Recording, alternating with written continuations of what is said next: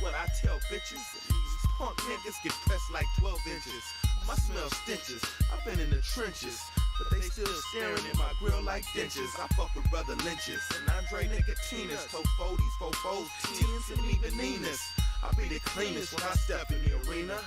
Committing felonies, fuck some misdemeanors. Have you seen her? She ran off, renegading. She tried to juice me, but ain't no lemonading or eliminating. I be the last man standing, sharp like Shannon, rich like Gannon. I'm 4 deep at Brandon's, they ain't understanding. I do what J.R. Ewing or Knots Landing.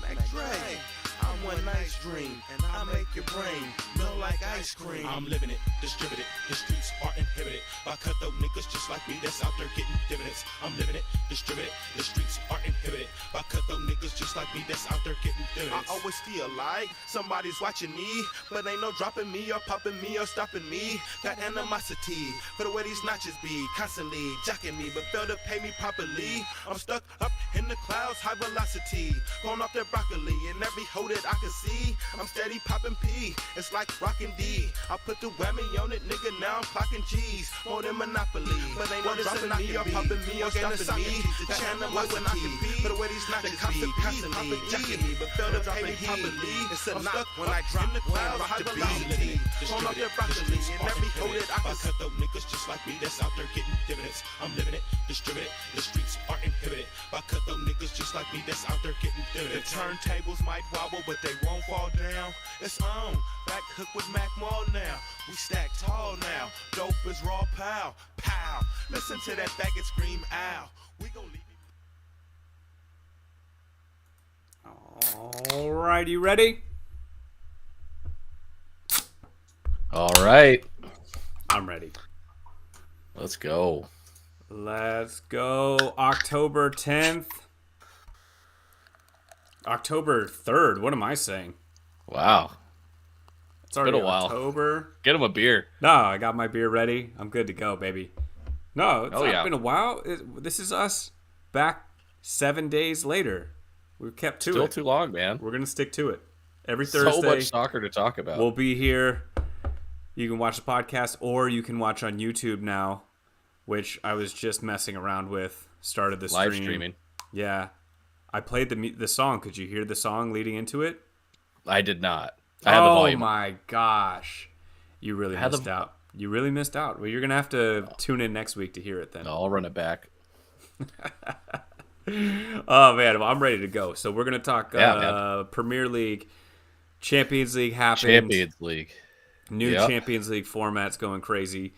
And then we have a jersey draft, which I was a little too excited about. That we'll get into after that. So, and then That'll be fun. we'll play some more bets for the following week and see how we do. Yeah. Yeah, sounds good. So to start us off, we'll look at our start of the show drinks.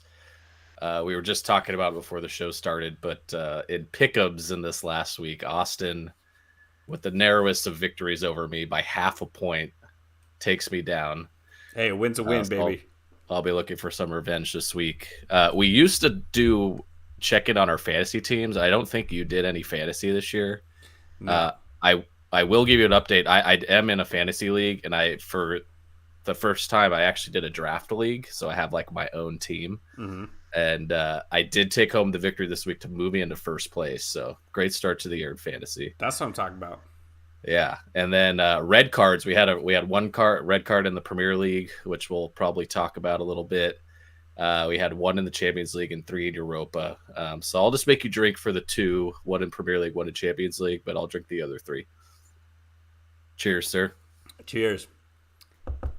You know, Bruno Fernandes got one today as well in the Champions League. Yep. Yep. Back-to-back red cards. Unbelievable. Yep. I don't know if Pretty I've nuts. ever seen that before. A player got 2 red cards in back-to-back matches.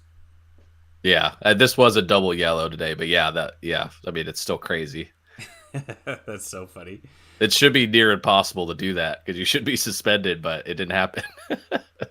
I know. Well, yeah, but it's two different leagues for Two this different, one. competitions. Yep. Yeah, exactly. And then the other one, I don't know if you saw, did get rescinded. It did. Yep. So he will not be penalized any further, and no suspensions. So interesting that they didn't feel the need to pull it back during the match, but afterwards we're like, okay, we might have screwed this up. Yeah, I mean, we could talk about it now or not, but it's like, why isn't that being reviewed at that time? It did get reviewed. It did get reviewed, but they kept the call. I feel like they always keep the call. They're like, it's like, why review it if you're not gonna actually reverse it? Yeah, it's stupid. I have so much problems with VAR. Like the people that do it, I just feel like they don't look at it the right way. And it's like it's not about getting the call right. I feel like it's about like, was there some major miss? And it's like, why don't we just make it about getting it right? Yeah, exactly. If you're gonna have it at all, get the calls right. If the ref called this and there's not enough evidence to like overturn it, then no. It's just like, I don't know. I feel like they're too, maybe they're too close with the refs. Or like, oh, I don't want to like go against the ref. Yeah, it's tough, man. I'm like, that's the job. You know, I don't know. You know me, and my VAR opinions are there shouldn't be VAR for much of anything other than offsides and goal line. Like, take it. Everything else is like, I don't want it. I do think in this case, like I do think red cards should be reviewed, but if it wasn't a red card on the field, I don't think it should be reviewed. Like, there's different ways to do this, right? But a situation like that, I feel like should be reviewed. There was a red given out on the field. Check and make sure it was a red. But don't go and look at some random challenge and be like, oh, this is now a red, right? Don't like take a yellow and turn, Yeah. Just use it to make sure you don't get things wrong that completely screw the game up. I feel like as a whole, refs just need to chill out on the cards. Just do less. That's my motto. Just let the players play and do less. So, but if we talk about that game, even before the red card, Tottenham was dominating that game. Yeah, like I don't think probably the in denial Man United fans are gonna say, "Oh, well, we got that red card. It kind of screwed us over. We could have come back." It's like you weren't coming back in that. No, you were not close to that team. And I feel like, there was a gap there, and I feel like we'll get a little bit more into it later. But I do feel like fan bases like that, they tend to hone in on very specific things rather than the scope of the whole game. They'll be like, oh, but this guy was really good, or like that 10 minutes there, we were so strong, and it's like, well, it doesn't really matter when, the rest of the game you're getting shat on. I know. So it's just coping at the extreme. I don't think Man United fans feel, maybe there's some out there, but at least I have a couple in my life that know they're not good, but are just kind of like defeated. They're like, I know, man, we got to get better. They don't really have, there's no light at the end of the tunnel. They spent a ton of money. Ten Hag brought in a bunch of players, and they're slightly better than they were last year. I don't know. Maybe that's a maybe. Yeah. I don't even know. So on the other end, Tottenham. I love what I'm seeing from Tottenham. Yeah, they just need the consistency and avoid the injuries. But yeah, we'll get into the Premier League. But first off, we mentioned at the start, UEFA Champions League new format officially started up. First round of games in the books. It sounds like you didn't have an opportunity to catch any of it, correct? No, dude. The Padres are in the playoffs, baby. Oh, God. Priorities. Yeah. And we are now in the NLDS against your favorite team. The empire of the Los Angeles Dodgers, and we cannot wait to blow up that Death Star and kick them out of the playoffs. Cannot wait. Oh, well, we'll let you get your podium at the end to just to give us the pregame before. When's the first game? Is it Friday, Saturday? I should know this, but I'm not sure. Probably. I bet it's Saturday. It's probably Saturday. But yeah, there was a lot of action in the Champions League, and already, with this new format and kind of random matchups that came out of the draw, some pretty big results that came through. So I'll just list off a few of these. A couple big surprises. Leverkusen still looking strong coming in this year. They took down Milan 1-0 at home. Arsenal hosted PSG, took them down 2-0, so big result for them. Atletico Madrid goes to Benfica and gets blown out by Benfica 4-0, which was just amazing to see. Just complete domination. A lot of fun to watch that. The Juventus Leipzig game, amazing game to watch. So Juventus, I don't know if you heard about this one. I caught the highlights of this one. Oh, you did, okay. Because I saw everything on social media. There were tons of videos and stuff on this because it was such a wild game. So wild. And McKinney played well. So all the U.S. soccer accounts were just spamming McKinney stuff. Wild. Yeah, so I had to check it out. Yeah, but Leipzig scores first 1-0. Juventus ties it up 1-1. Then Juventus gets a red card, goalie coming out of the box, handball. Leipzig gets penalty, scores, and then Juventus down a man comes back from 2-1 to pull out the victory. 2 goals, essentially solo efforts that were just great goals. A huge win for them to start their season off. Yeah, that's rad. 2 wins for them. And then we get into... You haven't said the big one yet, have you? Well, I'm saying save the big ones for last. Then we get into the 2 biggest results these were both yesterday. Aston Villa hosting Bayern Munich for the first time in 42 years in the Champions League. And Mr. Johnny Duran keeps his streak alive, coming in as the super sub and scores the winning goal to take him down 1-0. A great goal, chipping Neuer from way out of the box. The Aston Villa magic is alive, man. Dude, Duran is on fire to start this year. Killing it. That's the type of player that is... We talked about the lack of striker depth in the Premier League. Mm-hmm. If you're one of the middle-end clubs, steal him from Villa. He looks like the real deal. That's what I would do. Perfect. Perfect opportunity for that guy to get some more playing time because he needs it, man. He seems to have the whole package. He's dangerous. It's a huge result for Aston Villa. First came back in the Champions League in so long, so it's just amazing. The stadium was rocking. If you were watching any of the highlights, it was really cool to see. And then the last and biggest result, Lille hosting Real Madrid at home, takes them down 1-0 with probably the biggest upset of the week amongst a week with a lot of crazy results.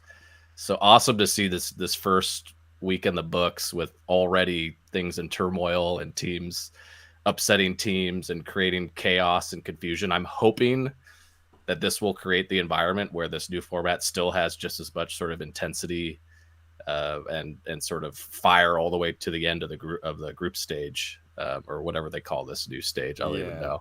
Well, if you just look at the standings, you can see there's like the top 8 clubs by the end of this will be automatically into the knockout stage, and then the next 16, right? Yeah. The next 16 will be in a playoff to determine the next 8 that get into the knockouts. So that'll be cool.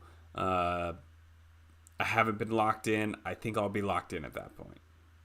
Yeah. No, I think it will get really, really cool and exciting as we get a little bit further Do you know down into this. How many matches that they all play? I believe each team plays 8. So there used to be you played 6 in your group, so they added 2 matches per team in this stage. Yeah, that's a lot. That is a lot. Yeah, really cool though. So lots of fun watching that. When the first games kind of rolled around, I kind of was just, I don't know, not that into it the very first week, but the second one just, it got you, man. Like it got me back into it, man. With some of these matchups and results, I feel like it's going to ebb and flow because of this format. there's going to be match weeks where there probably aren't a lot of good matchups, where it's like, oh, like it, a pot A team playing a bunch of pot A's played a bunch of pot D's or whatever, and it's like whatever. But if the stars align on any given week, there's going to be some really crazy matchups and probably multiple of them. Well, I'm looking at the slate for October 22nd, which is the next round. We have a rematch of the final with Real Madrid hosting Dortmund, so that one could be fun. That's cool. What else? Any other good ones? I don't see Leipzig against Liverpool, and then Barcelona Bayern. Ooh. Yeah, that'll be fun. Yeah, so there'll be some good ones to look forward to. Yeah, so. Benfica Feyenoord could be good too. But that Barcelona Bayern. Barcelona's starting well too. Leipzig Liverpool, those will be real good matchups. I might have to tune in for those. Yeah, lots of fun. So hopefully we stay on this upward trajectory. I'm definitely juiced after match day 2. Good. That's good. All right. Premier League. We talked about that Tottenham and Manchester United one. We got to talk about Cole Palmer scoring 4 goals to beat Brighton by himself. And this game was crazy. Absolutely crazy. He literally scored like every time he touched it. It seemed like. And yeah, well, he did. Well, I'm trying to find the stat here. 4 goals in 20 minutes. Insane. Yeah. Most of them were pretty tough shots too. Like that free kick was so clean. That was pretty deep. He hit it with his left foot into the top right corner. It was a perfect shot. And the rest were just kind of good runs that somebody passed it to him and he slotted it home. Just makes the right shot. Just has the right touch. Great finishing. He just has it. He just has whatever that is. It's just you can just tell. He can do a lot too. He can pass. He can make a run on his own with the ball, without the ball. He can finish. And one thing that I've noticed, it's going to be a theme, is whenever he gets a pass to him, he's either one-time finishing it or one quick touch and a finish, which is what all good strikers do. And Nicholas Jackson takes these little baby steps before he's about to strike it, and he's always a half step late. He lets the defender catch him. Yeah, it's not as fluid, No, there's like that split second of hesitation that Cole Palmer doesn't have, and he's got the skills to just put it where he wants to, and without the hesitation and the quickness, it's too late for the other team.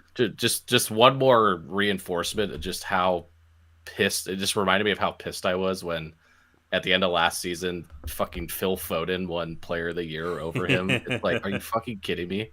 Look at this fucking what? Like I still don't understand, man. Well, don't understand. I think I can't remember if it was since the start of last season, something like that. I can't remember the time window, but it's been short, less than 2 years. He's got Cole Palmer, that is, 43 goal contributions to his name. It's pretty good. Pretty good, dude. And this is a guy who couldn't even crack the lineup for the England team in the Euros, which is crazy. Yeah, he should have been playing, man. He should have. Yeah, I think he's one of only. I don't have the list in front of me, but I saw some stat. I guess this is his second game with 4 goals.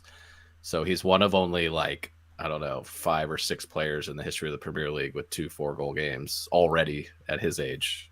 And did you see he was feeling himself so much? Did you see that pass he tried later on in the game where it was like a square ball to him? He was in the middle of the field and he just one touch chipped it like 50 feet in the air with the inside of his foot. Oh, yeah, And it ended up working out. I was like, this dude's just trying shit now. Like he's just like, anything I touch is gold. Yeah, why not? Let's give it a shot. And it actually worked. Good. And like Nicholas Jackson got a goal-scoring opportunity off of it. Yeah, and missed. But awesome. Yeah, his confidence is flying high. And that Chelsea team If you give them the opportunity, man, they're dangerous. Yeah. No, I mean, they seem to be it's still not 100% consistent enough, but they seem to be more often than not gelling, especially on the counterattack, like you were saying. They can be really threatening. Yeah, I mean, and to be fair, Brighton gave them 2 gifts, absolute gifts, where they turned the ball over trying to play out of the back. It was pretty bad. They had that reserve center back in for Van Heck. I forget his name. He made a pretty big mistake. And then the goalie made a pretty bad one too, a giveaway. Yeah.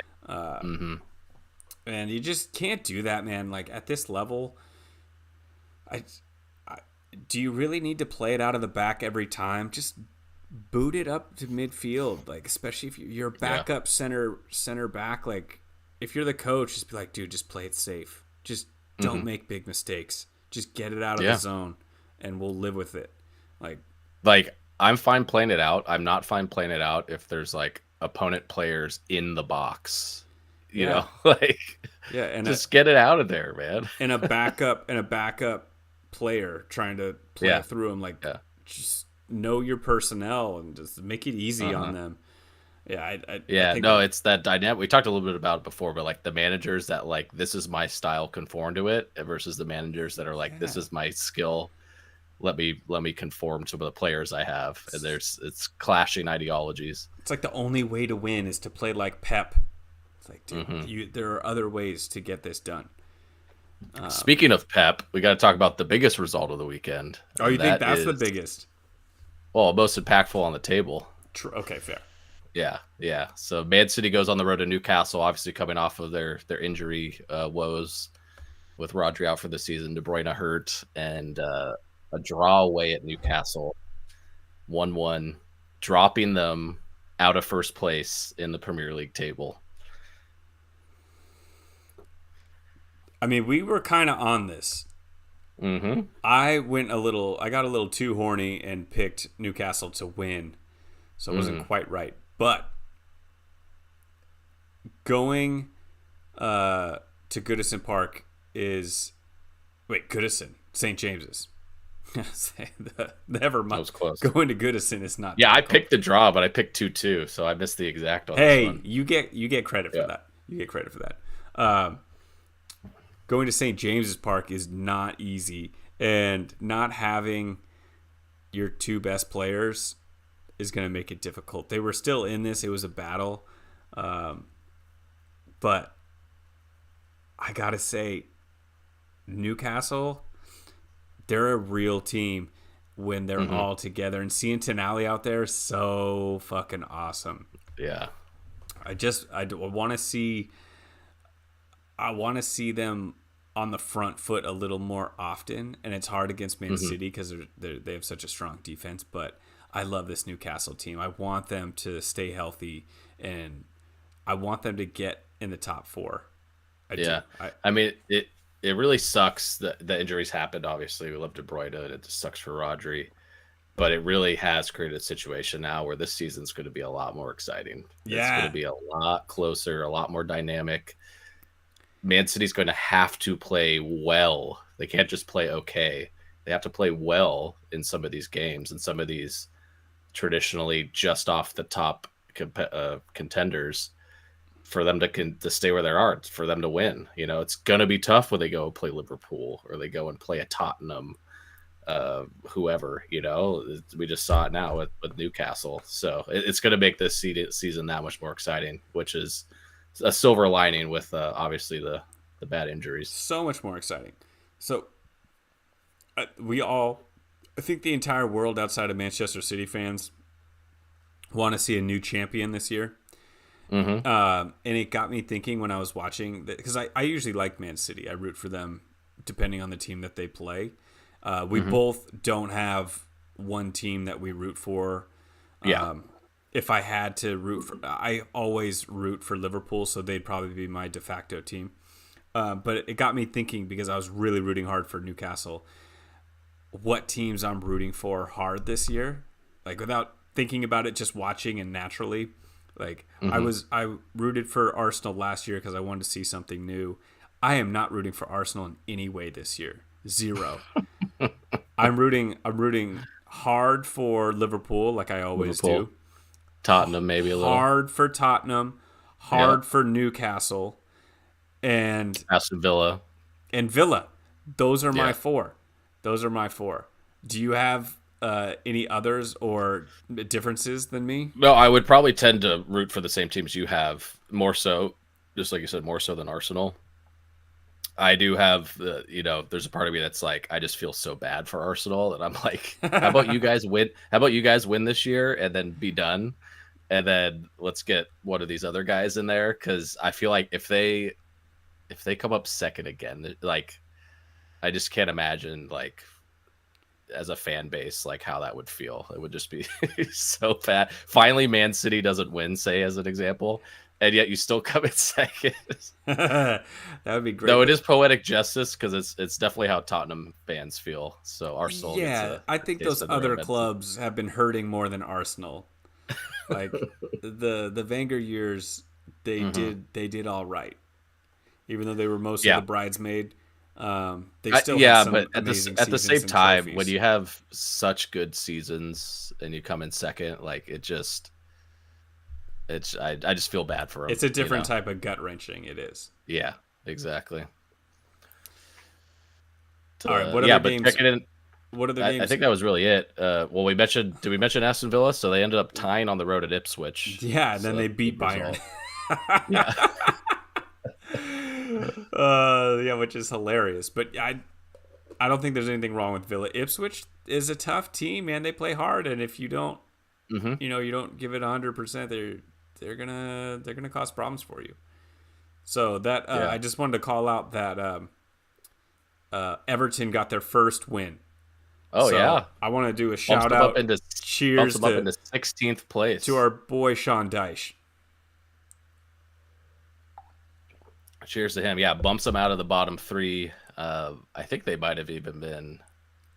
Oh, they were in down near the relegation. bottom. Yeah, they were 19 or 20. They had one up into point. 16th place after that win. So huge result for them to get their season jump started. And I mentioned already, Man City dropping down into second, Liverpool overtaking them by 1 point into first place.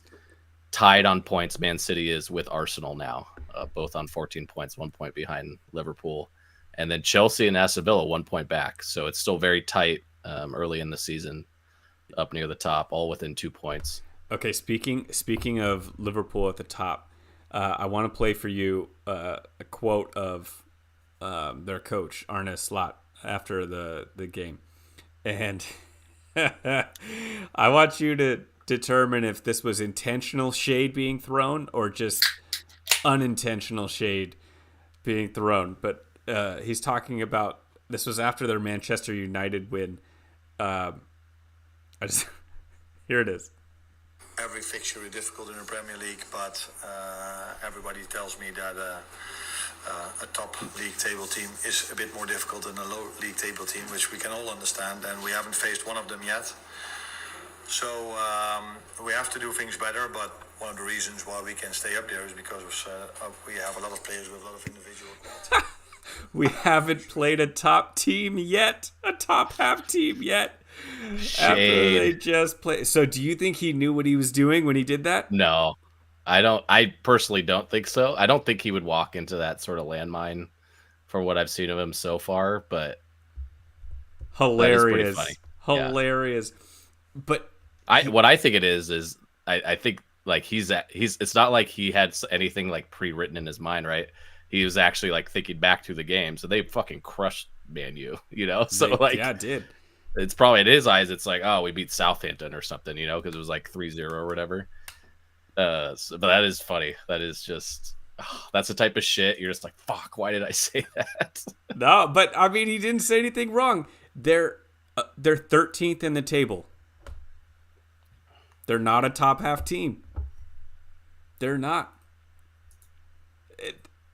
We did this. I think we did this yesterday. I'm going to leave off Nottingham Forest, who's in 10th. Okay. Okay. These are the top 9 teams. Okay. You let me know if any of these teams are worse than Manchester United. Okay. Liverpool, Man City, Arsenal, Chelsea, Villa, Fulham, Newcastle, Tottenham, Brighton. I mean, maybe Brighton on the right day, but not right now.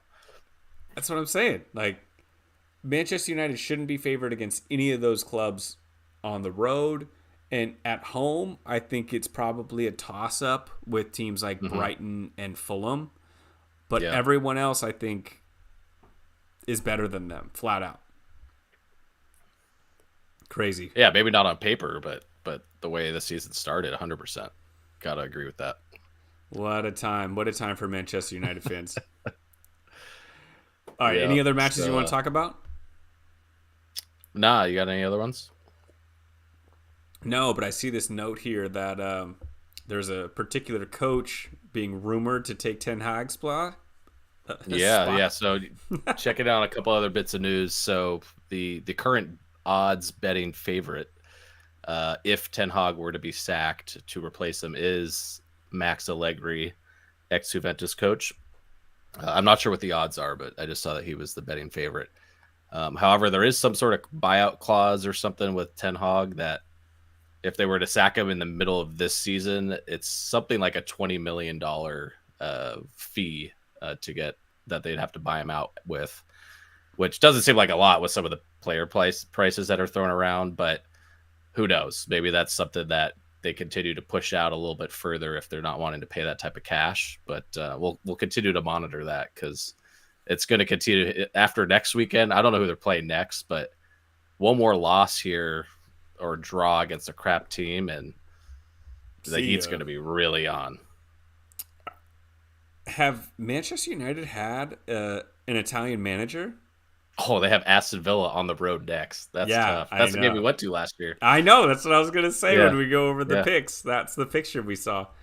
But have they had an Italian manager? I can't think of one. I mean, I don't think so. I mean, they had Ferguson forever, and then they had David Moyes. They had Solskjaer. They had Van Gaal. Ragnick. Austrian. Yeah. Yeah, you said Van Gaal. Mourinho. Yeah. No. I don't think so. It might be just what they need. Yeah, mix it up. Whip them into shape. Yeah. I definitely do think they need a new voice because they're not responding to this manager. They're not. Mm-hmm. Yeah, things just aren't working. A couple other bits of news. So I know we're not in the transfer window, but there's recently a report that came out that during the last transfer window and continuing on, there have been multiple attempts and contacts from Real Madrid to Liverpool interested in Trent Alexander-Arnold making the transition. So that's something to continue to watch. And then on a little bit of sad news, though he's not officially retiring overall, and who knows, may unretire, Griezmann has retired from the international team for France. I'm happy to hear that. Griezmann, you had a great career. I never really liked you, but you had a great career, and you were a good player. Mm-hmm. But this is Michael Elise's time. You need to go off in the sunset, make room for Elise. You walked so that he could run. Let's go. Yeah. You emoted Fortnite so that he could play Halo. That's how it is. Yeah, it's just one of the many reasons why I don't like Griezmann. But yeah, he had a good career. He had a great career. Fantastic international career. I think we talked about it either earlier this season or last season, but he was one of the most consecutive caps players ever. So just a huge soldier for his country. So obviously deserves to be applauded for everything he did for his his French team. He was a flexible player, did a lot for his team, could create for others, as well as score for himself or on a free kick. Like, he was a well-rounded, really strong player. So yeah. Well, cheers to him. We'll see. Right. We'll see you in the Cheers. MLS soon. Yeah, he's coming. It's coming. Oh, before we move on to the jersey draft, we got to talk about your jersey. What are you Yeah. wearing? What is I was this? going to introduce the draft with this. So, Oh, okay. Sorry, I stole your thunder. No, it's all good. Yeah, but we'll move into our main event. So we're gonna do a jersey draft, particularly we're talking English and Welsh teams, Premier League teams, or ex-Premier League teams, of the favorite players and jerseys that we wish we could have, that we don't have. Yes. Once a player is selected, that team will be off limits for the other guy for the rest of the draft. We will potentially come back and look at some honorable mentions from teams as well, but that's how the system's going to work. In honor of the jersey draft night, I did want to wear my newest jersey, which I didn't expect to have, but my parents just went on a trip to the Mediterranean. They actually stopped in Greece. Oh. And they went into a random, I don't know, sports shop, and they're like, "Oh, we're gonna get him a jersey." They don't know any players at all, so they went off of what the guy in the store said to get. So my newest jersey is a Greek Simikos. Oh, Simikos. All right, I know him. The man bun himself on Liverpool. Is that their current national team jersey? Yeah, I guess so. I think this is new. It's pretty sick. Yeah, it's got the flag on it. That is cool. What's the back look like? Does it wrap around, or is it just white? Okay. It's just the number, but it's got like that kind of like line down it. Yeah, that like off-white pattern in the background too is pretty cool. Yeah, it's got that faded inside, which I love. Dude, that's sick.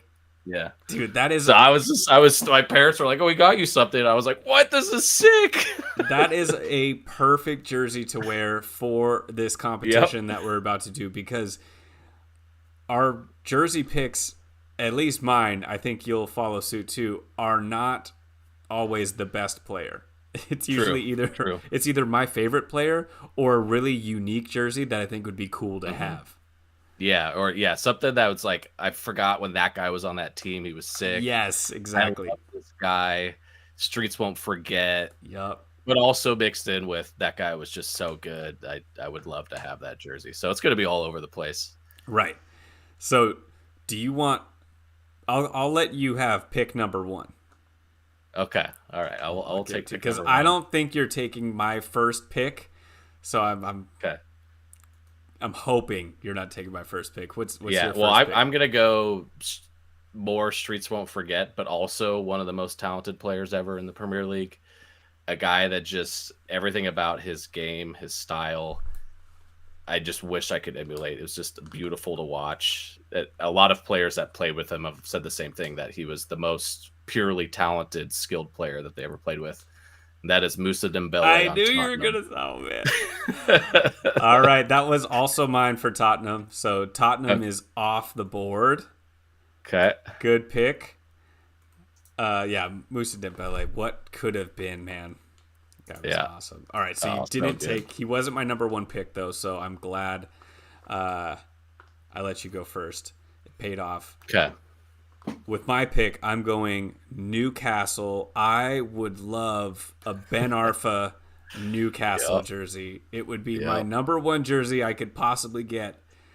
And that is like the epitome of Streets Won't Forget. Yeah. Fucking love legend himself on Newcastle, dude. He's also my pick for Newcastle. He was number 1. I did have a couple honorable mentions. Okay. Papis Cisse was fucking legend. And then one other category of players that did make my list. If there was just one insane goal moment, there was a chance you made my list as well. And for that, I put Czech Tiote on here for that insane volley. R.I.P. Rest in peace to him. But that legendary moment in that, I think it was like a 4-4 draw, and he tied it up. It came back from a bunch of goals down. But I still remember that strike vividly. Sidebar: did you see the goal? Was it Justin in the Leicester volley? James Justin. Oh my so god, good. Dude! That goal we talked about that game. We did not talk about that goal. That goal was insane. That was sick. Yeah, obviously the game ended up a blowout at the end, but that was a crazy goal. Dude, crazy goal. Cross from the left side. He's on the right side, far post. One time, right foot outside volleys of the foot. it on the outside of the boot, just cracks it, hits the inside of the far left post, going back across goal. Oh It was my like god, it was dude. like approaching like Van Persie levels of volley, you know? Like that's shit he used to do. That Yeah. that thing Yeah. was just as good as any goal I've seen in a long time. That is goal of the season so far for me. Really awesome. Yeah, no, it was sick. We did gloss over that one. All right, well, I'm up. I really only looked past who I would take first, so I'm kind of doing this on the fly. I will take another player that I just absolutely love how he played, the mental side of his game, the skill he had. Wasn't that athletic? Kind of was like the working man, but better than anybody else on the field, and that is Paul Scholes from Man United. Nice.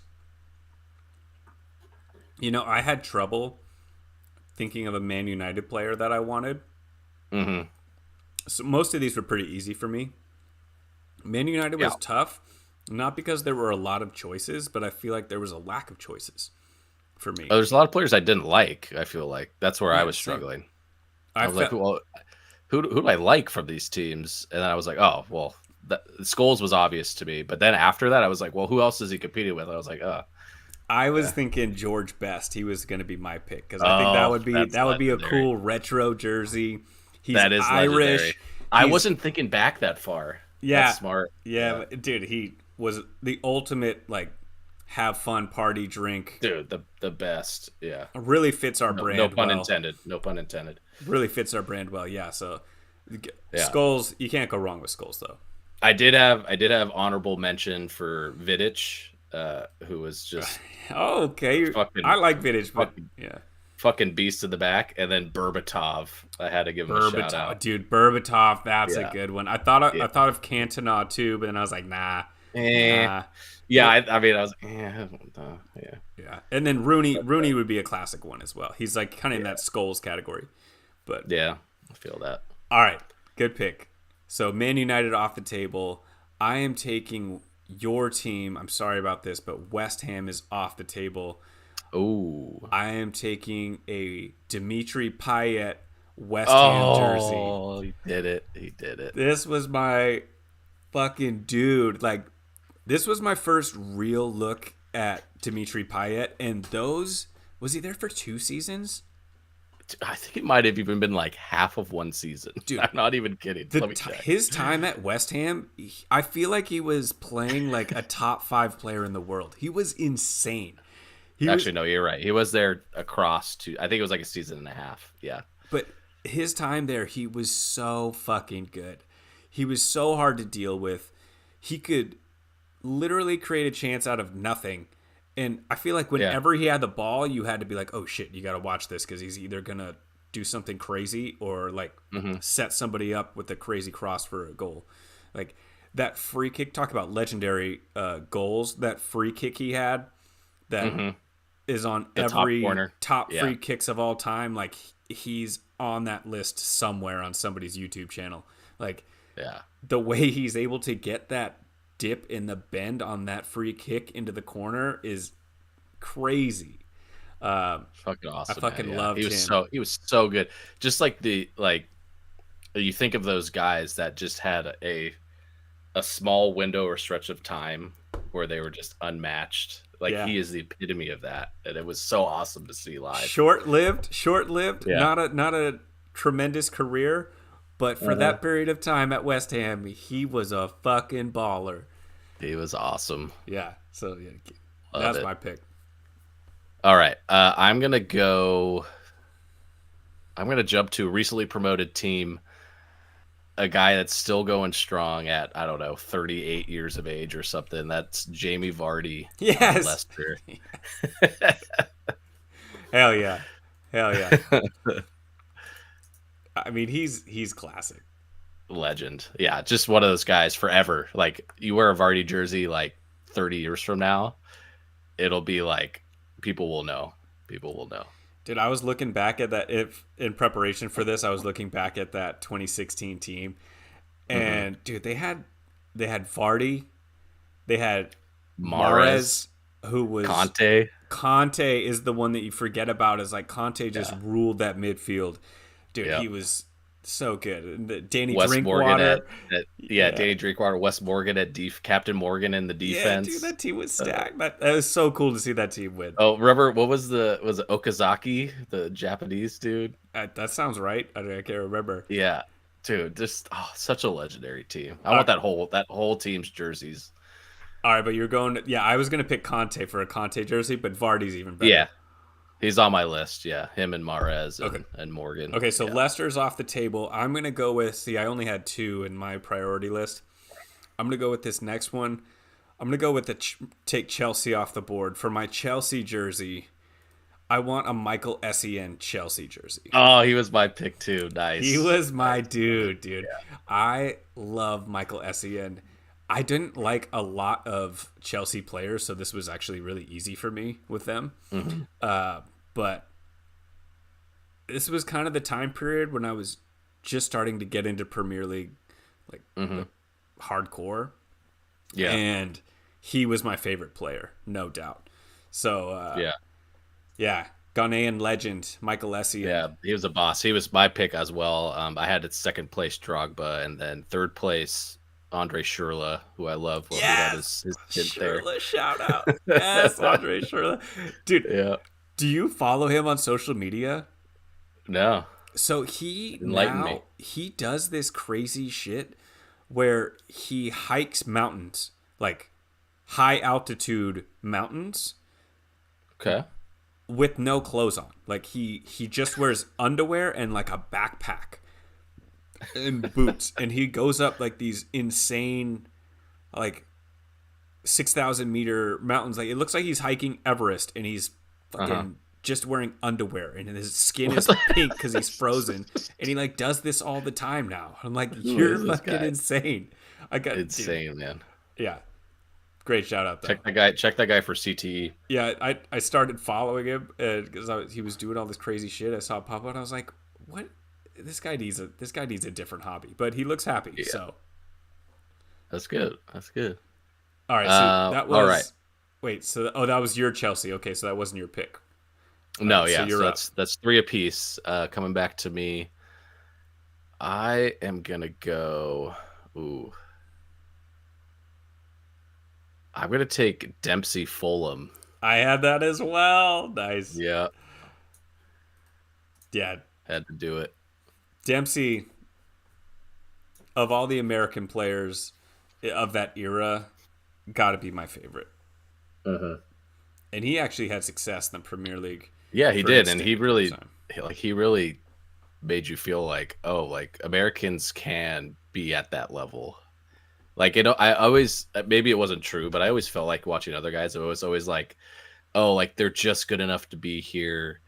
They're, it's lucky that they made it here. They're just hanging on. But he was the first guy where it's like, he's actually like the best person on his team at times, and like really carrying them, which was cool to see. He played well at Very Tottenham inspiring. too. Yeah, Tottenham as well. Yep. Yeah, and like Donovan was just short lived. He would just come over for like the second half of the year between like MLS seasons and like on loan, and then it wasn't really like a full term stay like Dempsey had. Yeah. All right, good choice. My next pick, I really had trouble with. I'm not going to do that one actually. I'm just going to go with Liverpool. Okay. And I had to go Stevie G. Oh, okay. He's one of the favorite. He's in the favorite category. So Stevie G, one of my all-time favorite players of any club. I love how he carries himself, how he plays, how hard he plays, where he's not about himself. He's about the team. He's about the city, and just full passion. Great player. Could do everything on the field. Loved him. So Stevie G's my Liverpool jersey. He's very good, and he's one of those guys you hear similar to like a Scholes, right? When you hear other players talk about him, you realize like, oh no, this guy it wasn't just like for the average fan like that guy was good. It's like no, the other players were like, no, this guy is is a different level, Yeah. a different breed. All right, back to me. Let's see here. I'm gonna go. Already took an American, so I'll skip over that. You know what? Give me Matoma on Brighton. Oh, I had that one too. Oh my god, we're Yeah. so similar. You know, I almost picked it for this one. I would love a Matoma Brighton jersey. I'm bummed out we weren't able to see them play at home because I probably would have gotten one. Dude, seeing the reverse would have been really cool. It was cool to see the Tottenham Stadium, but that match we saw would have been really cool to see in Brighton. That would have been a lot of fun. Yeah, dude, he's awesome. Good pick. Oh man, this is tough. All right, it's time. It's time. I'll do it. I want to get a QPR at El Tarapt jersey. Yep. This He was my.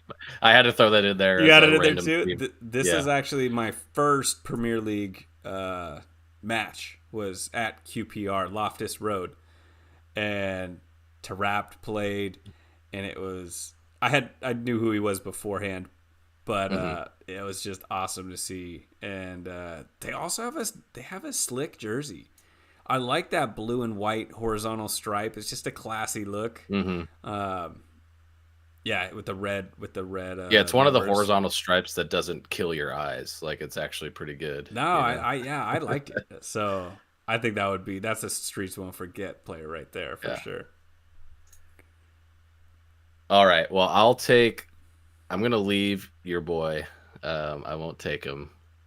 Well, you got a couple boys on here, but Yeah, it's like which one? Who is he talking I about? know. Well, I'm gonna take the obvious pick out there, and that's De Bruyne, Man City. I would love to have that. Hell yeah. I actually had Aguero for this one, Oh, okay. but it's like 1A, 1B. Damn, crazy. Okay. I love both those guys. I never loved Aguero nearly as much as you did. Like, I don't hate him, but there were other people that jumped ahead of him on my list. Fair enough. Yeah.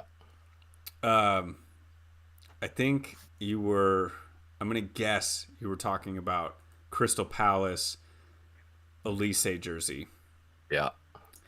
This one was hard, though. I am going to go with Elise. However, Okay. Zaha, I feel yeah. earned it a little bit more with how long he was there. And Elise, sadly, was there for too short of a time. So it was tough, but I gotta get Elise. Elise. Dude, you just completely forget about Zaha. I do not. Yeah. It's It's easy, man. Like, because they had Eze and Elise so close after him leaving, it made it a little bit easier to be like, they really what was plugged you that don't even hole really well. think about before, you know? Mm-hmm. He was there for a long time, and he carried that club for a long time offensively. Yeah. I have a lot of respect for him staying there. He could have gone to bigger clubs. He stayed there. Definitely. He balled out. He saved them so many times. Like, I really like Wilfried Zaha. Mm-hmm. Yeah, no, he deserves it. Yeah, like you said, he was loyal. Honorable mention at Crystal Palace as well for Andros Townsend, who he also played for other teams as well. But yeah, maybe you could snag him for another team. yeah, right. But, love that guy. All right, my pick is going to be your other boy, Adama Traore on Wolves. Yes, I had him. Oh man. Not much needs to be said. Just when he was in his absolute prime and when he was just first bursting onto the scene. Obviously, first he was at Middlesbrough that year before, right? When they got relegated. But just a human growth hormone machine, baby oil on the arms, running by everybody, never able to finish, but still just such a scary player to play against. It was so much fun to watch. Fast, so much speed. Yeah. Just a So ball much of power. muscle. Yeah, that's a good pick. Oh man. Okay, I have a few more of my guys here. I want to snag before you do. I don't think you're gonna pick one of them, but I want to get. This is tough. I'm gonna go with Villa. This is a new player, but this is I'm trying to get in early on this because I really like him. Jamaican Leon Bailey, Villa jersey. I know he hasn't been there long. I know he's not the best player, but I think he is awesome, and I think he's gonna get better. I think he's criminally underrated, and is part of why Villa are so successful. Yeah, no, he's also one of those players that it's kind of like easy to like too. Like he brings excitement. He's dynamic. Maybe not the most consistent, but definitely like a bright part of that team that you can look to, and it's like you're gonna want to watch the game when he's in it, which makes it so much more fun. I always like a good lefty too. Yeah. My pick was going a little bit back in time, but when he was at his absolute peak, Christian Benteke. Oh, nice! Aston Villa, yes, was so good. He was so good for whatever that was, like 2015 or 2013 or something. Great call. Oh man, he was sick. He was dope. He was, dude. He would even come in off the bench and like get a goal. Mm-hmm. Yeah, he was really good in the air. Great. All right, I'm gonna jump. I'm gonna hit Arsenal, I think. Yeah, let's do Arsenal. Give me Dennis Bergkamp. Yeah, that was mine too. I was thinking, should I get it now? And I was like, you know what? I couldn't do it. Yeah, good pick. I had the same one.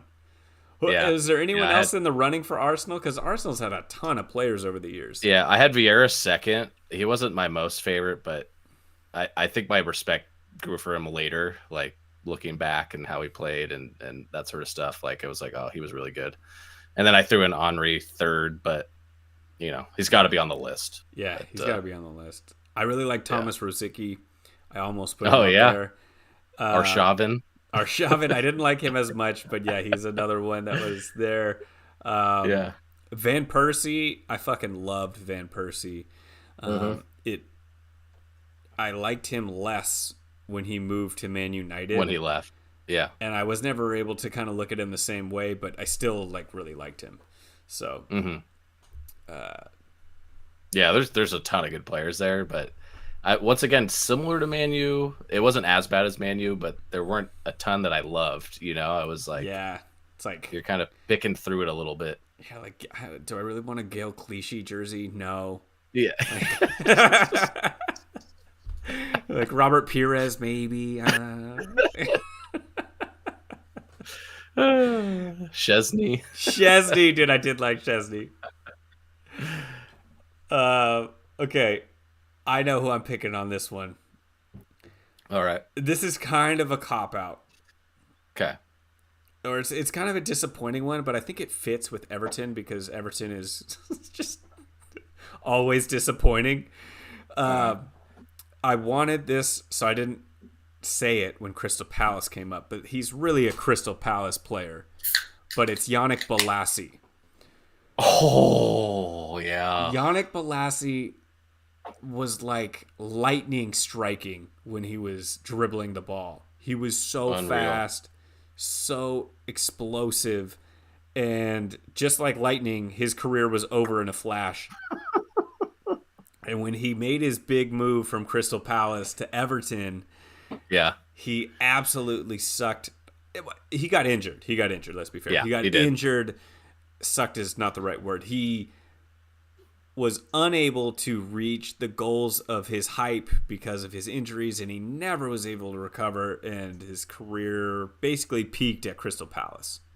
Mm-hmm. But he was so exciting to watch. I thought he was like the second coming of like Pele. He was insane. I can't believe I cannot believe I forgot him thinking Crystal Palace, man. He was incredible. So much fun. And also just a random fact. I'll never forget. This was probably, I don't know, like 10 years ago now. But there was that video that went viral, and it was like him playing solo against like the Crystal Palace women's team, and he dribbled the entire team. It was honestly like it was kind of embarrassing, like how was. like disrespectful that. But it literally truly showed you how fucking crazy he was dribbling the ball. Like it was incredible. Even at that age and after those injuries, he was so strong and fast and athletic with the skill and the touch. Like it was really exciting to watch. Like, for lack of a better word, like I fucking loved him. I thought he was going to be world class for years to come. Sadly, injuries.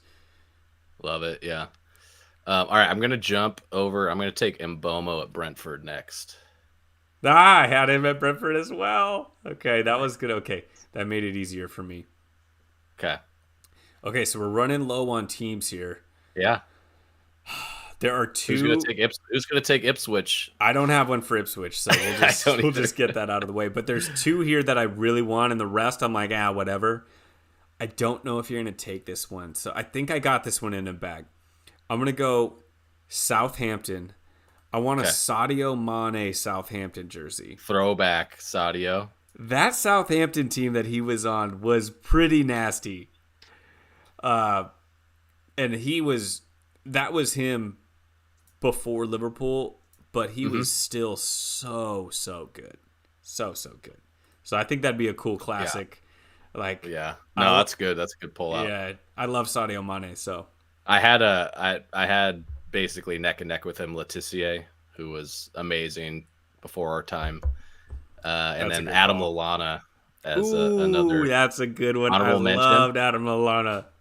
And then at a fourth place, I had Graziano Pele, if you remember him. He was on that team with Mane. Yeah. Yeah, dude, best hair in the business right there. Dude, just the best looking model that's ever been in the Premier League, probably.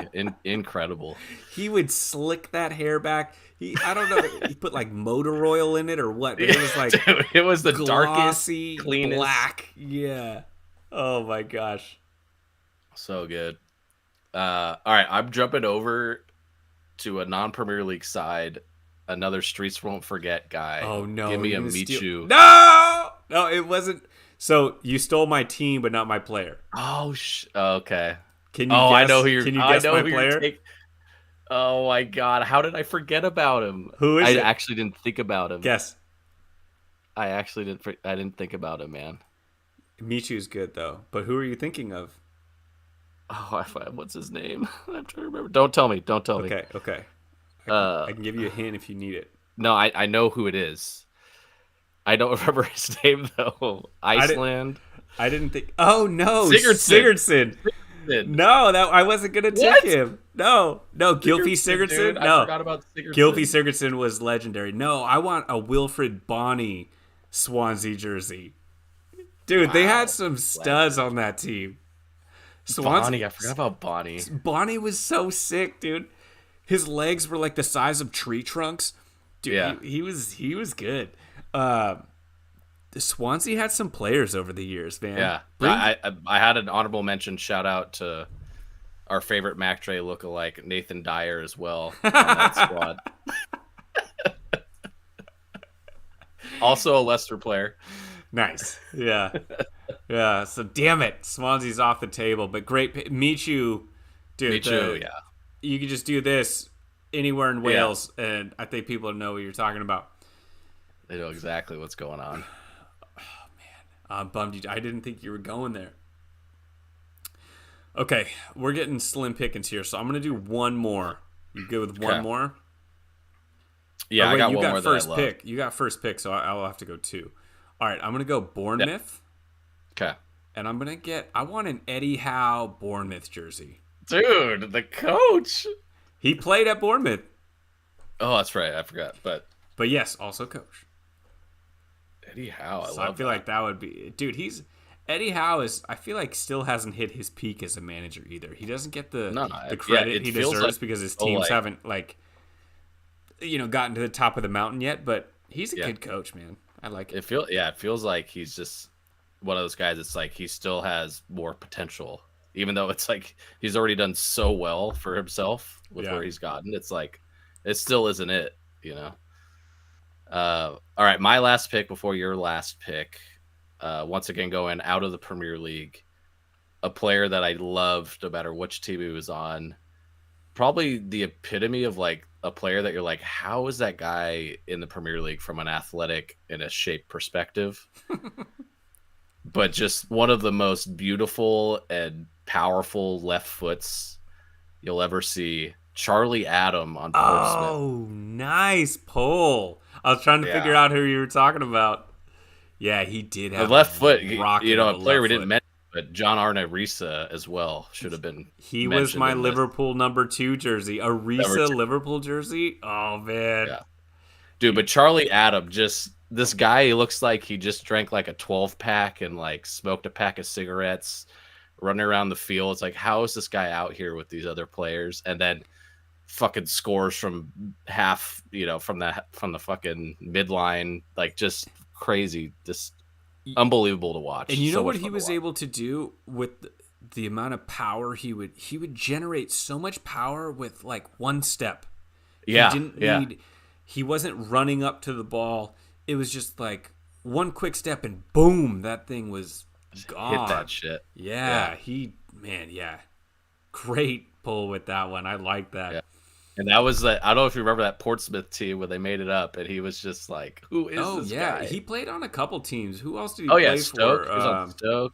Stoke for a long time, but didn't he? Did he jump to a big club for a minute? Was it Tottenham? I think he was on Liverpool. Liverpool. That's what it was. Yeah. Yeah, Charlie Adam. Let's see. Oh man, good one.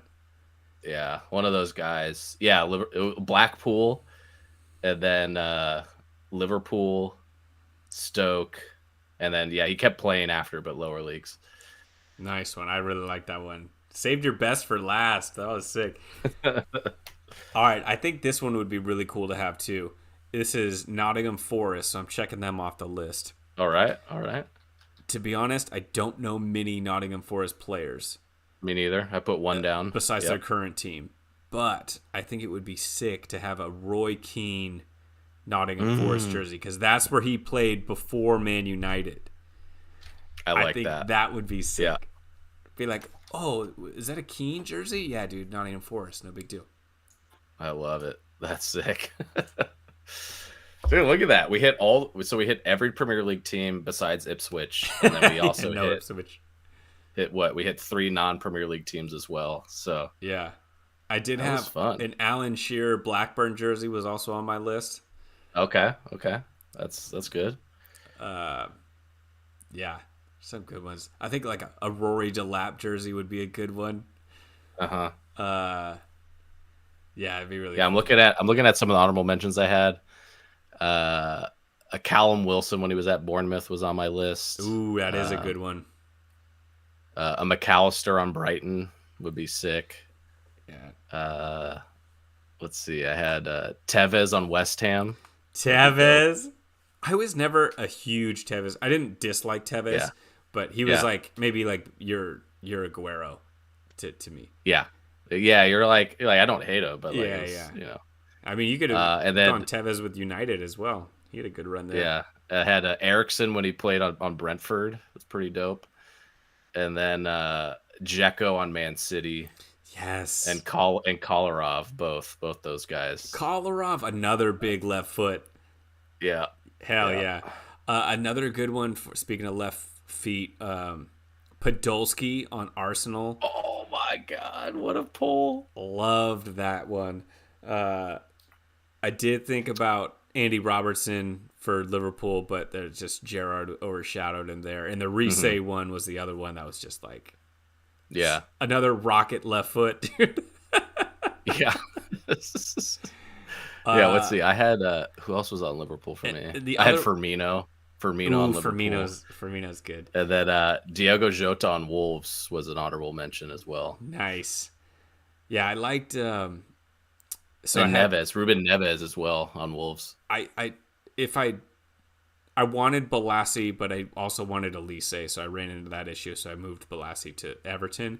But if I didn't do that, I would have done Tim Howard for Everton. Speaking of American players. He was my pick. Yeah. Honorable mention, Tim Cahill. The Aussie legend. Dude, he had a good run there too. Everton was good for a while, dude. Those Lukaku years, like, Dude, yeah, Lukaku was in the combo too. Yeah, they were good. They were good there. Lukaku was on a ton of teams. Yeah, that basically there's so many players. There's so many players. We got to do this for Italy. Yeah. However, I think we're gonna need multiple jerseys. We'll need some help. For like AC Milan. You can't pick one. Yeah. Inter, you can't pick one. Yeah. You know, like maybe we'll rank them. We'll have to switch it up somehow because I can't tell you like actually Fiorentina. I know what jersey I would get for that. Do you know what jersey I would get for that? I don't know. I know what jersey I would get. Would you get Batistuta? That's what I would get. That's a good one. Yeah. Who would you I would get? Bonaventura. Ooh, that's a good one too. Yeah. What's the guy's name I always forget that played for Fiorentina that I always ask you about? He's more recent. Not playing. Big dude forward. Montalivo. Yeah. Oh my god. I fucking loved Montalivo. I forgot about him. I thought he was incredible. Yeah. I don't know what happened to him career-wise. Yeah, I mean, he went to Milan, and then I think it's crazy. Some of these guys, man, they just one injury or whatever, and it's just like they're gone. It's not quite as bad as NFL football, but it's not far behind in terms of like short careers sometimes. Yeah, it's kind of like just happened. Made me think about it was because he announced his retirement as Derrick Rose, like Derrick Rose pre ACL injury versus post ACL injury. Like he still was in the league for like 10 more years, but he just was a completely different player. And he was like athleticism like I'd never seen at the point guard position. He had unbelievable juice. I've never seen someone so explosive. Yeah. Like in any sport. Like maybe Tyreek Hill. Yeah, no, I was gonna say it only makes me think of football players like Bo Jackson, Tyreek. Bo Jackson, there you go. Maybe even like Saquon Barkley is like when he first came out. Like those guys that just have so much power. Barry Sanders, like there's it's crazy, man. So quick. Adama Traore. Quick. Yeah, there you go. A Charlie Adam, that type of guy. I do want to make a list. I want to try to make a list of the slowest players in the that's a great. We should do slowest and the most athletic, and then like the least athletic, the slowest players. Well, it's hard. Maybe this year is different, but last year I tried to figure out they always do fastest player this year is Mickey Van de Ven. Anthony Robinson is averaging the fastest play. Like it's hard for me to find that information, and I don't care about the fastest. I want to know the slowest. Yeah, that sounds great. We should do that. Like I swear, Kulishevsky is the slowest player on Tottenham. I know he's surrounded by really quick players, but I feel like he is just never running very fast. It's added to our best 11 list now. Yeah, fastest and slowest top 11. And shout out to Mickey Van de Ven. What a assist that he had. He dribbled through half the whole team. Field. Yeah. Just some embarrassing Man U defense. Dude, yeah. Just he put that speed into action, man. It was crazy to watch. The whole team got dribbled through. Embarrassing for Man United. All right. We've done it. We did it. I like that. That was fun. That was a ton of fun. That was a lot of fun, yeah. Now let's win some money. Let's play some bets, do our picks. All right. I'll be right back. Why don't you introduce the first couple games? All right, thanks. You got it. Well, I'll recap what we did last week. So, that Villa tie to Ipswich really screwed up a lot of our parlays, sadly. We lost 50% of our money. So, not the best week. God, if Villa would have turned that into a win, I think we would have doubled our money because we had a lot tied to that. So, we got to make it back up this week. There are a couple of really good matches, but leading off is not one of them. It is Crystal Palace at home for Liverpool. It's sad for me to say this, but Crystal Palace just aren't the same as last year. And they are plus 475 to win at home against Liverpool. I don't see a world where they beat Liverpool or even tie. I don't think they have enough offense, and Liverpool's bound to get at least 2 goals here. So I am picking Liverpool to win 2-0. They are minus 195 to win on the road. I would assume Torn picked something similar. Oh, there it is. Let me check. I am back. Let's get this up. I picked 3-1 Liverpool. Yeah, same but different. And then Arsenal. What was your pick? What'd you pick? 2-0. 2-0. Liverpool. Okay. Yeah. Arsenal at home for Southampton. This is probably the biggest spread I've seen all year. Minus 725 for an Arsenal win. Plus 1,500 for Southampton on the road. That is saying Southampton has 0 chance, and I agree. 4-0 Arsenal. The way they've started the season, they might be the worst Premier League team since Cardiff. Like it's pretty bad. They don't have a lot to offer. So yeah, it's sad. You want to see the relegation teams come up and show that they're capable. And we talked about Luton, right? Like that's just the perfect season from a relegation bound team. No, they really deserve to stay up. Yeah, I wish they did. It was a bummer, but yeah, Southampton's not looking good. You may as well relegate them already. Yeah, so I went Arsenal 3-0. I hate Arsenal's home jerseys, but they're still going to win 3-0. All right, next up, Brentford at home for Wolves. Even odds for a Brentford win, plus 250 for a Wolves win. I love me some Brentford at home. But I liked what I saw out of Wolves against Liverpool. I know they play better at home than on the road, but I thought it looked promising, and they looked dangerous. So I'm actually going to go a 2-2 draw on this one. Okay, I gave the edge to Brentford. I went 2-1. I think they're just too much at home. Well, I will agree Wolves has looked better than they did. They are still currently sitting in last place in the league, but they've looked much better than a team like Southampton. And even at times teams like Everton, right, or even Crystal Palace. So there's definitely more in the tank there, but I think it'll be too much at Brentford. Yeah. I think it should be a fun game, though. Yeah, that's one to watch, definitely. This game I probably won't watch. I'll probably catch the highlights. This is Leicester at home for Bournemouth. Leicester have not won a match yet. They have 3 points on 3 draws. They're at home against Bournemouth, so I feel like they are going to be really pushing for their first win. And so I'm going to give it to them 1-0 Leicester. Bournemouth is, however, favored at plus 115 for the win on the road. Leicester is plus 210. Yeah, I gave Leicester the win as well, 2-1.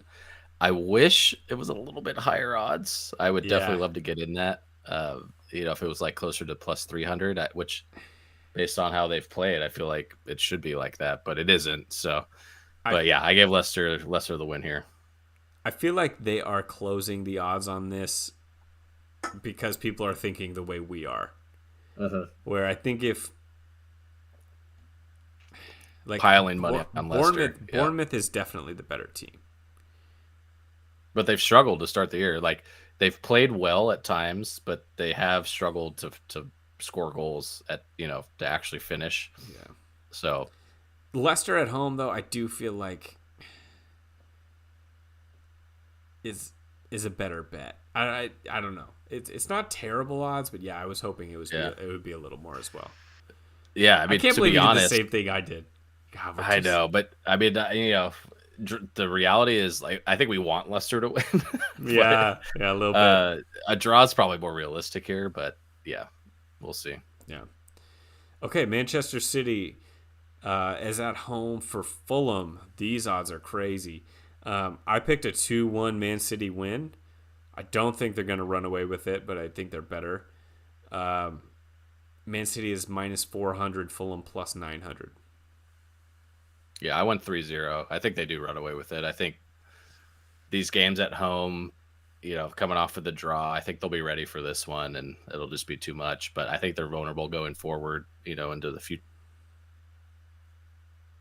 games, especially on the road. I think there'll be a lot more concern for Man City, but I don't know. Fulham's been playing well. We talked about it, right? They played well, but this is the Fulham MO.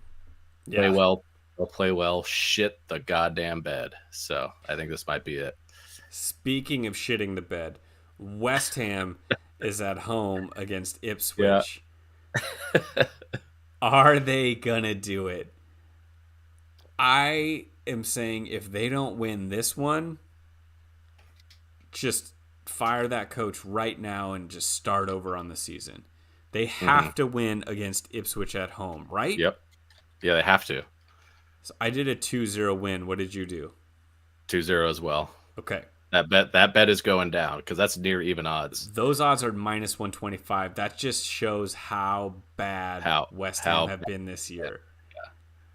A game they have to win. They have to win this. I don't want to tie this to a lot of things because they could screw this up. But we have to bet this. Oh, 100%. It's already on the sheet. It's already down. Okay, good. This game I think will be fun. These odds are interesting though. Everton at home for Newcastle plus 215 for an Everton win, plus 115 for a Newcastle win. So not a ton of love to Newcastle coming off of a strong performance against Man City. I think they win this game. Newcastle, that is. I went 2-1 Newcastle. I went 2-1 as well. So there's another bet down. Circle that one. Plus odds. What is that? Plus 115. That scares me that the odds are so much in Everton's favor in my mind. I feel like it should be more skewed the other way. Yeah, something we need to do, because obviously we do this all the time now, but there's a couple things that we need to better understand, when a team's on the road, what is the expected betting line shift, right? Yeah. So they're plus 115 or whatever. Yeah, plus 115. If they were at home, what would it be? Would it be minus 150? Yeah. Would it be even? So better understanding what is the shift between home and away would help us, I think, in these situations. Well, I don't think we know the numbers, but I do think we know the teams that have a home field advantage. I don't think all teams do. Yeah. I think we know that Newcastle at home is 100% much stronger than a Bournemouth at home. There are certain places to play that are really tough. Anfield is another one. Nottingham Forest are way better at home than on the road. I think we know that stuff, but this is surprising. Everton, it should be a fun game. I'm excited to watch that one. And then, next one. This is the fixture we saw last year in person. Yeah. Villa Park. Manchester United's coming to town. Redemption match from last season because Man United stole it from them late with McTominay goal. I think they get redemption this year. I'm picking a 3-1 Villa win. I went 2-2 draw. I think it's going to be a tough battle. But yeah, you're right. This is opportunity for Aston Villa. It's crazy seeing these odds. Man U at an 80-point underdog against Aston Villa. Oh, they're on the road. Crazy. They're on the road. But still, it's Man United. Tell me how many times you've seen that. Tell me how many times. They're a bottom half team.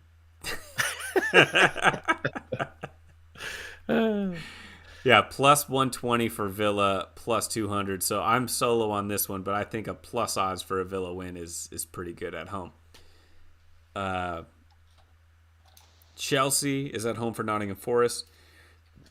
I think we're going to be in line on this one because Chelsea's hot right now. They're minus 220 for the win. Nottingham Forest plus 500. I probably don't want to bet this one because you're not getting good odds with Chelsea. and Nottingham Forest, I feel like could make something happen, but I wouldn't feel comfortable with anything other than the draw. There's one of those teams that scares you. Yeah. I kind of want to stay away from this one for betting, but I'm picking Chelsea 2-1 win. I went Chelsea 3-0. I think they'll crush them, but I'm still scared. Like it's still one of those teams, man. Yeah. Where they pull shit out of their hat sometimes. They do, especially at the start of this year. Yeah. And then next game, we this is the picture we saw last year too. Blockbuster. Yeah. Different location though. Brighton is at home this time, hosting Tottenham. Brighton plus 185, Tottenham plus 120. So, as much as I love Brighton, I picked Tottenham to win 2-1. I did as well.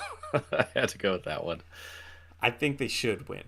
I think they should. They play similar to Brighton, but no Son still exactly, probably. Yeah, that's a big part of it. Timo Werner cannot score. So. Oh my God. Did you didn't see Europa League or? Did he screw it up again? No, I watched Premier League where he had 2 breakaways that he missed against United. They should have won. Yeah, by he had a breakaway. Did they play? I forget. Did they play today? When did they play? Yeah, they played today. 1-on-1 with the goalie, tries to dribble around him and kicks the ball like 20 yards too far left, and then tries to wrap his foot around it to score and hits the side net and immediately gets subbed out after. Oh God, dude, he's so bad. Like I don't know why he brought him in. Like how have you not seen enough with this guy to be like he can't finish? He does. I get Nicholas Jackson. I get bringing him in if you think you're gonna have a Solanke on the other end of it, right, to receive his passes and stuff. Like I do think he's one of the fastest players. He creates chances. One of the worst finishers you've ever seen. But if you have somebody for him to pass to, I understand it. But it just doesn't seem like that's really happened yet. Obviously with the injuries. Yeah. So my would you rather I had for you was, okay, gun to your head, your life is depending on scoring a goal in a 1v1 situation. Your choices to score are Timo Werner, Kai Havertz, or Nicholas Jackson to score in a 1v1. Who are you taking to save your life? Havertz, I think. Havertz. I think I would go Jackson. Dude, he fucks it up too much. He does. They all do. They all do. They do. I don't know. Havertz has actually performed under some of the biggest games, where those other guys haven't. Has he though? Even though he's inconsistent as fuck, but I mean, he scored the Champions League winning goal. Like he had a worldie last week. Did you see his goal again? That was a good goal. Yeah. I was being sarcastic. Do you remember his goal? The goal in the last match against Leicester. Wait, he scored the fourth. He scored the 4th goal where he was just standing there and the ball ricocheted. Oh, and hit him it hit him in the knee or something. Yeah. Yeah, like he knew nothing about it. Just like bounced off him and went in. He was like, yeah, put it on the stat sheet. What a goal. Oh God, I would take Nicholas Jackson if I was building a team. I would take him over the other two. But if I needed someone to score, I don't trust that guy to score, man. I don't trust him to score. I don't trust any of them to score. But no, yeah, I feel like you're probably dead no matter what. Yeah, true. All right, so bets. You logged West Ham to win, Newcastle to win, Villa to win. Can you go heavier? Can you double up the wager on the West Ham one? That's gotta. Yeah, I want our week to ride on that. That's gotta happen. Yeah, you see odds like that with a matchup like that. Come on, like it's gotta happen. It's gotta happen. What about? All right, let's get some parlays rolling here. All right. I like Villa at plus odds at home against a reeling Man United. Yeah. You don't have to go in on this with me, but I want to do a Villa Newcastle parlay. See, this is funny. Everton fucks Austin over once, and he never bets on him again. Aston Villa literally fucked us last week, and he's already trying to bet on him again. It's true. Ipswich. Ipswich is no Man United, though. Yeah. No, you're right. Mid. You're right. I will never bet Everton again, ever. Yeah. Off of that one loss they had. I can't remember who it was. That was the Lukaku years.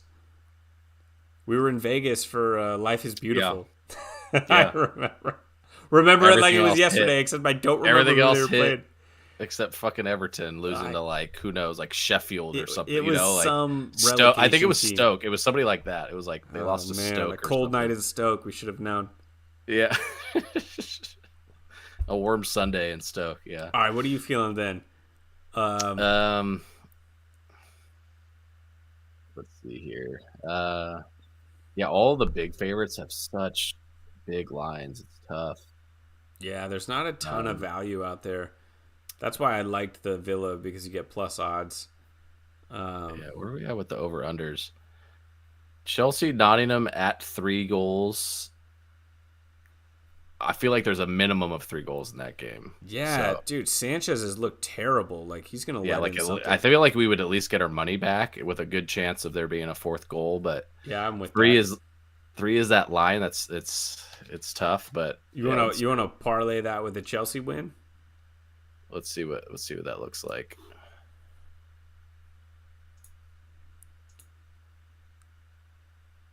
Get out of here. I'm down to do a Brentford one as well. Even though they don't let you do same game parlays. Oh no, okay. Let me look it up. Parlay calculator. No, we got our own rules here. We can do whatever we want. Yeah, let's do. As you're pulling that up, I'm thinking about tying something to a Brentford win, which is even odds at home. What about a Brentford Newcastle parlay? Would you be down for that? Newcastle is playing Everton. Plus Brentford, 115. Newcastle. Brentford to win against Wolves, and what was the other? Brentford's at home against Wolves, even odds. And then Newcastle's on the road against Everton, plus 115. Oh, I like that. So yeah. That should get us to like plus 300 something? All right, yeah. So the other one, the minus 220, minus 112. One at a time. So that'll get us to plus 175. So that, what is that? The over and Chelsea to win in their game is plus 175 as a parlay. Yeah, I like that. Okay. Chelsea to win and over 3 plus 175. And then, yeah, so you had Brentford and Newcastle. Newcastle, yeah. Even odds and plus 115. That should be pretty good. Let's see what that gets us. Brentford at even. Plus 330. Yeah. Let's triple our money with that one. I like that.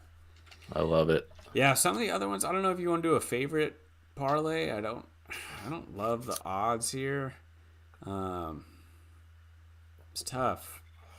Like maybe like a Tottenham. I don't even know, man. I mean, because going against Brighton, it's tough, man. But so say you throw like a Chelsea at minus 220. Let's see here. I mean, Liverpool's minus 195. It's a little better. Chelsea, Liverpool. Together, Chelsea, Liverpool will get us to plus 120. If you throw in a third semi-negative odds, like a West Ham against Ipswich, that would get us all the way to plus 300. Oh, man. Or if we threw in like yeah, okay. I'm cool with that one. Chelsea, West Ham, Liverpool. Yeah. Okay. Yeah, let's do that. Okay.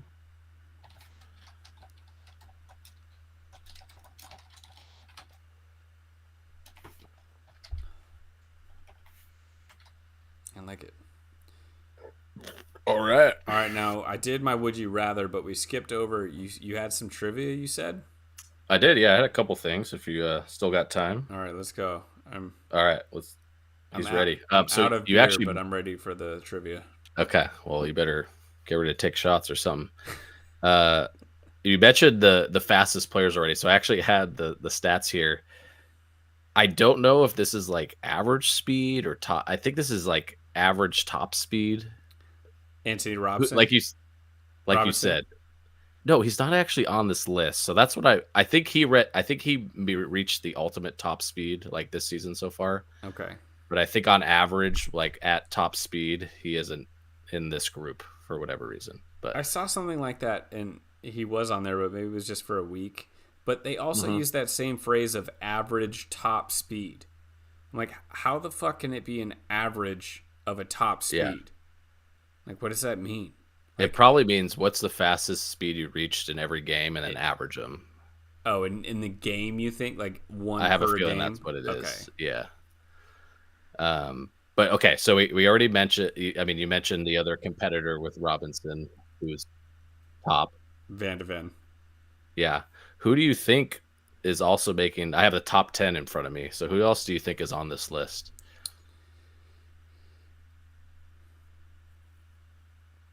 I don't think Adama Traore plays enough to be on the list. Is this the average or is this just top speed? You don't know? I think it's the average top. So like across the games. I don't even know. Kyle Walker would be the first one that comes to mind. He's not on there. Jamie Vardy. No. He's still quick though. He's pretty quick for his age. Hell yeah. How You got to get two of these, or you take an imaginary drink. about Howland? Howland is number 3. Hell yeah, got that one. Quick as fuck. Yep. He's fast, dude. He's quick. And he's so big. For his size, yeah, he can move. Yeah. He must be terrifying to defend. It's unbelievable. And then, how about my boy VVD? Can he still move? He, at full stride, he's a big guy. No, not on the list. Yeah, I don't know then. Anthony Alonga, number 2. Oh, he's fast. Yeah, he is quick. Timo Werner, number 4. Quick. He needs to slow down a little bit. Martinelli, 5. Really? That's surprising. Garnacho, 6. Okay. Cameron Archer, 7. Neto, 8. Minta on Brighton, 9. And then Rashford, 10. Yeah, Rashford's still fast. Quick. All right, next question. Also for the Premier League, I have the list here of the top. What is this? The top 6 players for creating chances from open play so far this season. Okay. There are 2 players tied for first, and then 4 players tied for second. That's my list of 6. Who do you think is in that top 2?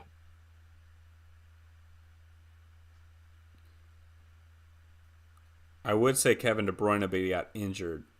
Mm-hmm. So I'm still going to say Kevin De Bruyne. No, I didn't quite make it. Okay. How about... There's an obvious person that we already talked about in this episode. Bruno Fernandes? No. He's usually on that list. Chances created includes you scoring goals, too. Oh, it is. Okay, so Haaland. No. No, he's got 10 goals. Yeah, but he's usually, All right, well, then feeding it's off got to of be somebody Cole else. Palmer then. Cole Palmer is one of the 2 tied at 15 chances created from open play. Wait, This is he's a ranked little- he's ranked at which spot? He's tied for first. Tied for first, okay. Yeah, with one other player who is not going to be a name. It's a name you know for sure, but probably not at the top of your head right now. Well, yeah, sure. I know all the names. I'm going to It's as go with... a winger. How about Leandro Trossard? I like that, but it's not him. No. Damn. One more guess. Let's go with. Oh, Diaz. He's having a good year. No, he's actually not. Damn. He's got a bunch of goals. He does. Yeah, he has been balling. All right. Wait, one more guess. I have one more. One more guess? Yeah, one more guess. Okay. I want to go Brennan Johnson. No. Damn. Right team. Kulishevsky. Hey. Tied with Palmer. My sloth. Yeah. Dude, Your speedy guy. And then all tied in second together with 13 is Anthony Gordon, Mo Salah, Bernardo Silva, and Heung-min Son. Still, even with the injury. Even with the injury. Game, Yep. Yeah, sounds good. All right, card stat I have for you. So this is also the Premier League. We talked a lot about red cards, all the time, but this question is about yellow cards. Do you think we have a higher or lower yellow card rate this season than last year? Oh, lower. Got to be lower. It is not. It is higher. What? Dude, there were so An average many of last year. 5.3 yellow cards per game. That's insane. Yeah, there's no common fouls insane. anymore. Just call a It's foul. absolutely insane. Absolutely insane. Half the team, half of a team is being like yellow, or a quarter of the players out there are being yellow carded every game, basically. It's so stupid. It's nuts. And that just took over the lead from actually last year, which was 4.28. Yeah. So a full yellow card increase from last year to this year. But last year was insane as well. Yeah, last year was insane. The last item I had for you, this isn't a trivia question, but this was just a quote. I don't know if you saw, but Hazard did an interview recently. Did you see it? I think I know what you're gonna say. Yeah, he was asked about specifically Mohamed Salah because they did both play together when they were on Chelsea. And then he was point blank asked, do you think you or Salah were a better player? And his response was Salah by far. And it seemed genuine and organic. Very genuine. He was like, oh, Salah. Like by far. Definitely better. It was not rigid, it was not planned. Like that was him on the fly. Like, no, he's definitely way better than me. Dude. Which is crazy to come from a player who was in his time incredible at Chelsea. Mm-hmm. Salah has played at such a high level for such a long period of time. We talk about it a lot. He really just doesn't get the credit that he deserves. He doesn't, man. Like it needs to be talked about more. He's one of the best players to ever play in the Premier League, and it's just not talked about like that at all. No. He's basically Thierry Henry, and Thierry Henry is like legend status of the Premier League, but somehow Mo Salah isn't there. Maybe things will change after he leaves and time goes on, but yeah, in the moment he doesn't. How he was not on the Ballon d'Or, and guys like Phil Foden were, and can't remember who else was on that list. Like, you went through that. There were all these guys that you're like, why is Mo Salah not on here? Yeah, it was like Carvajal and shit. Yeah. It's like, what? Saka was on there, and I think Saka deserves to be on there, but if Saka's on there, Mo Salah is on there. Better damn well be on there. You know what I mean? Like, yeah. It's not, I'm not saying he's obviously better, had a better year, but he's just as good as them or better. Yeah. And like his stats last year were insane. They are insane. It does make you think or wonder, what these players that actually have a good national team to play for, like how much of a difference does it make? Like it's, there are players like Haaland, where he's super good, but his national team sucks. Salah is another example, right? But then you have these other players that play on these amazing teams that are just stacked to the gills. And it might be creating a little bit of an unfair situation for some of these guys. Like, in what world is Carvajal in the same conversation as a Mo Salah? It should never happen.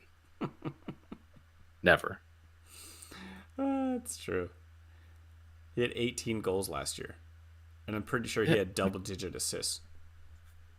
Yeah, it was him and Cole Palmer, right? Watkins was really good, but Yeah, Watkins. those three probably were like near at the top. Yeah, And look at Watkins this year. Like, look what he's doing. Like, he had a great year. He doesn't have it. Salah has done this year after year.